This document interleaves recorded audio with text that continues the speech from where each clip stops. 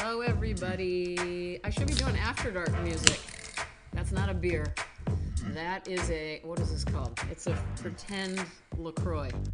How do you guys say it? La Croix if you're French, but I just say LaCroix. Is that cool with everybody? This is a Refresh seltzer water. This is the Pavilions brand of LaCroix. And because Pavilions in my neighborhood only carries every flavor of LaCroix except plain. And I don't really fuck with the flavors. I mean, I kind of do sometimes, but I like the regular. And so that's what you can kind of, can you hear the bubbles? Why didn't this ever become a thing sooner? I mean, I've just noticed that drinking sparkling water is just the thing. I don't really drink anything else other than, well, I just mean alcoholically.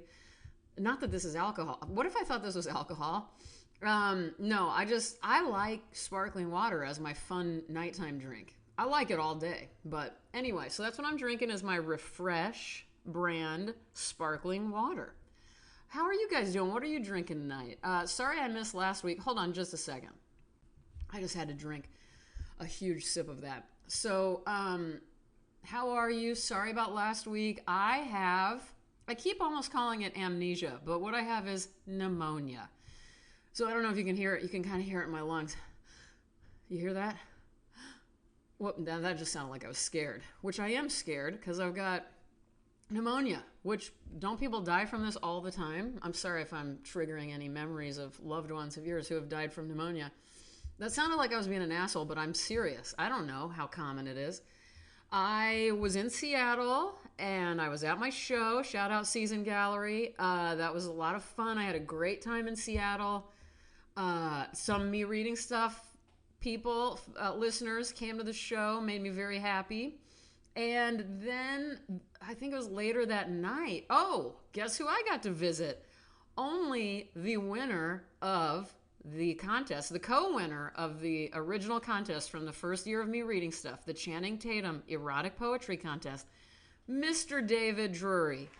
I got to finally meet him, and it was the greatest thing ever. So that made me very, very, very happy. You've also heard me talk about D.W. Burnham, another writer/artist. Got to meet him. I got to meet some really important people in my life who I've never met in person. So that made me so happy. And I had family dinner with them. And then later that night, I went back to my hotel, tried to lay down, and boom, I got a fever of 102. Just out of nowhere. I'm talking like one minute, I was totally normal. And then 30 seconds later, I got so hot, and I don't know if I've mentioned this on here, but when I get hot, especially suddenly like that, I go kind of crazy. Like I cannot be too hot like that. The back of my neck is always really hot, and I have to like quickly get a wash rag and put cold water all over my face and neck and chest and stuff. And I'm just like, you know me, and I'm not into nudity, but I start taking my clothes off and running around like a crazy person. But anyway, I know I had a fever because I decided to keep my clothes on and go to Walgreens or something and get a thermometer, and it was insane. So anyway, it's not been a fun couple of weeks for me. I've been very, very sick. But today I decided I was a little more human. So here I am, wondering how you guys are doing. What have you been up to? What are your summer projects? What are your summer vacations? Are you into vacations, or are you like me and slightly opposed to them because you don't know how to relax? Is that what it is with me? I don't know what it is. I've just never really taken too many vacations. What else am I wondering about you? How's your health?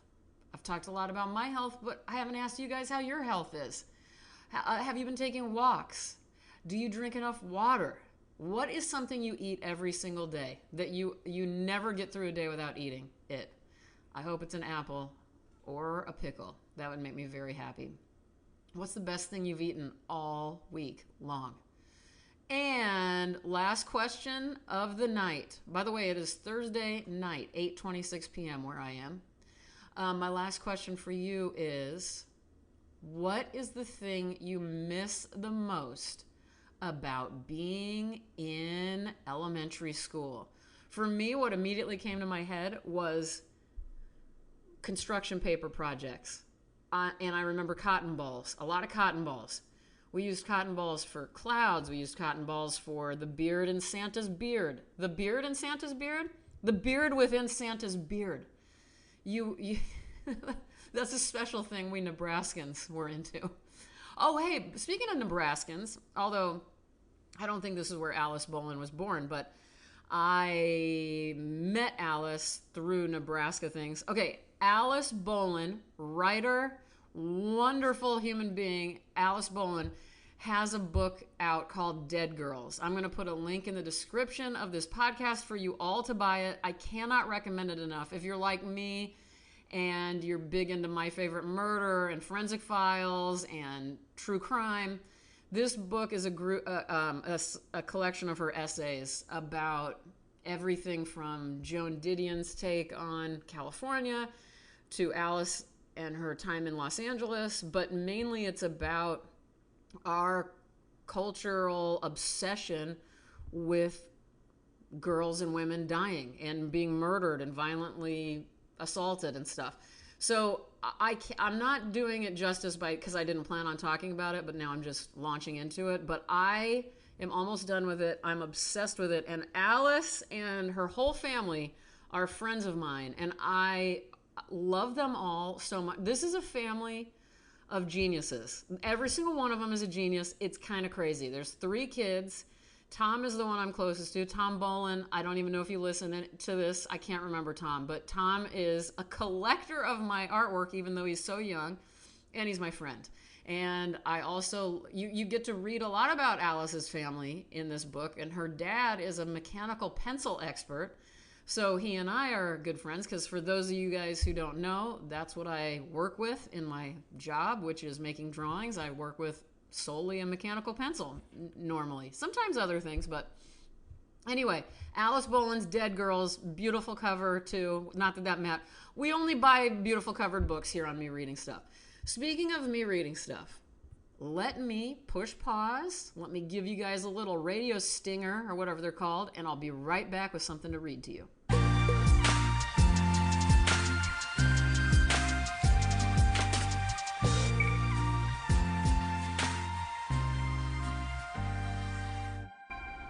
All right, I'm back, and I've decided to read to you somebody who I can't believe I haven't read on the podcast yet, Joanne Kyger. Let's see. Born 1934 and just died last year. Born in California, died in California. She died in 2017. And although I had heard about her and kind of had read her, but not really, another poet who I've read on the show before, Jared Stanley, who wrote the book Ears. A lot of you guys really liked when I read from Jared's book Ears. He was somebody who I think even knew Joanne Kyger, and I know he loved her work, and so was very devastated when she passed away. And it encouraged me to want to dive into her more, his love of her. So this is from one of her last books that was published before she died, called On Time. It's a beautiful book from City Lights Books. I think it was published in 2015. But a little bit more about Joanne Kyger, Zen Buddhist. She's considered a San Francisco Renaissance, Beat Generation, Black Mountain, and New York School poet. She's been crazy prolific. I think over 35 books of poetry and prose. And I'm just going to read you guys. Actually, and I love this one quote. I was noticing a lot of her poetry had something that felt almost like it was from a day book or a daily notebook. And so here is a quote from Joanne Kyger that I think all of you will like. I think of notebook writing like a practice. I try and do it whether I have anything good or bad or interesting to say. And the chronology becomes narrative, a history of a writing self. And so everything in this book, almost every poem in this book, On Time, which, by the way, I will put a link for you to see where you can buy this book. I want you to buy it. But anyway, most of the poems in this book are dated at the bottom, and it's a part of the poem, apparently, and I really love that about it. So Here I go. This one is called The Art of Living Slowly. Hold on. By the way, if I am not speaking properly, I just want to remind everybody again that I've had a fever off and on for the last 2 weeks. I'm recovering from amnesia and pneumonia. And this is the first time I've talked a lot lately. So I apologize. I'm not very bright today. My head is very fuzzy. I'm still on medicine. And I feel kind of embarrassed. So I apologize ahead of time. But let's read Joanne Kyger's The Art of Living Slowly. How I wish I had had my hair cut before being photographed at the local figure drawing show last Saturday, which will live on the front page of the weekly Coastal News for as long as paper and air last. And may I ask, how old is air? Holding the sorrowful remnants of little nations who conquered littler nations, whose names we don't even know anymore, although the ground remains the same in patient aging. Or you can drop the patient part. This ground is changing, always changing. April 11th, 2008. That felt so good. I want to read another one. Should I just here, this is the noise of just flipping through a book, and I'm going to stop right here and read this one. Are you ready for this? This one is called Make Yourself at Home in the Dreamy Bardo. Which story are you trying to tell? The one about when he lived in a chicken house and boosted Twinkies from the market? The far-off flicker sounds after a stormy morning, and you are ready with your mind wandering epic from a damp, musty room, trying to tie a microphone to a common ear. Where was it they first met? Besides on the page, I mean. Inside the wind's heat? Shh, don't say anything, he said as he kissed her. People were circling the bed in the middle of the room. Take heart, she said. Would you like some company? He replied. Outside the war was still active, like when hasn't it been? The apples slowly ripened, just ahead of the fawn's open mouth. The memories weren't needed anymore. They were on their own. Really, the faintest ink holds the best memories, and passage from mind to page is frankly open. December 2nd, 2012. All right. Well, I have a feeling we all love Joanne Kyger now. And again, thank you, Jared Stanley, for pointing out in your own special way without telling me. But in a way, you know how it is when people tell you about something and they're not saying, hey, you need to get into this. They're not being forceful about it. They just talk about something and then you go, it's true. I need to read her or I need to read them. I wish I had that skill, by the way. I don't. I say emphatically, you have to read this or we're no longer friends. I used to have a real problem with that, by the way. If a friend wouldn't watch a movie I was into and I told them they would like, or they didn't read a book I wanted them to read, I didn't handle it well. This is something I've gotten over in the last 5 or 6 years, but I used to get really pissed off about that. really severely pissed off about it. Secretly. So I'm sure I was acting passive-aggressively about it. But anyway, you're young, you're dumb. That's how it goes.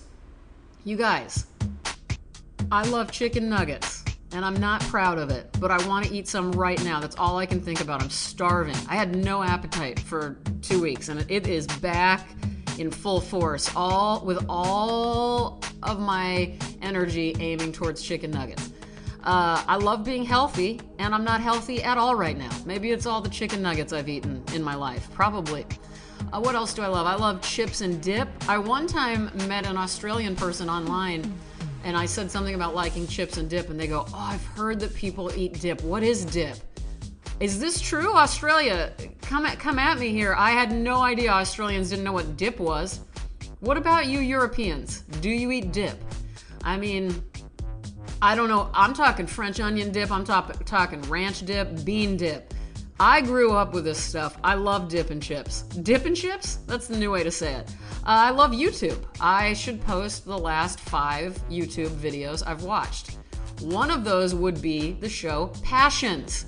If you guys haven't seen the show Passions from the late 90s, early 2000s, it was a soap opera that had, it was witchcraft and craziness. I watched it live. I used to have hours and hours and hours of it recorded on VHS. Anyway, it's available on YouTube. Watch Passions. You won't be sorry. I love kombucha, I love vinegar, I love salt, and I love you. It's already 15 minutes in, so I'm going to let you go. If you guys haven't already, please, if you're enjoying this podcast, get on iTunes or Apple Podcasts, write a review, give me a 5-star review or a 1-star review. I want you to be honest with me. I want to know how you feel about me. 1, 2, 3, 4, 5-star reviews. There's 5 options for you. All right, you guys, I'll be back next week, and I hope you have a great weekend. I love you very much. Good night.